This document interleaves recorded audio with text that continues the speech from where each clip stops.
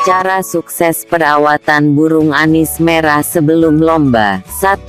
Pada hari ke-6 sebelum lomba, usahakan anis merah Anda tidak mendengar suara anis merah lain, apalagi didekatkan. Anda bisa mengisolasi atau karantina, agar anis merah Anda tetap bagus mentalnya. 2. Lakukan pemasteran sesering mungkin, untuk menambah koleksi lagu anis merah. 3. Pada hari ketiga sebelum lomba, Anda bisa memberikan jangkrik yang lebih banyak, yakni 2 ekor di pagi hari dan 2 ekor di sore hari. Pemberian jangkrik bertujuan untuk menjaga birahi anis merah agar stabil. 4. Pada hari ke sebelum lomba, jika pada hari biasa Anda menjemurnya selama 1-2 jam, maka pada saat sebelum lomba, Anda sebaiknya menjemur anis merah maksimal selama 30 menit saja. 5. Sebelum memulai lomba atau 1 jam sebelumnya, Anda bisa memberikan 1 ekor jangkrik. 6. Anda juga bisa memandikannya 1 jam sebelum digantang dalam lomba.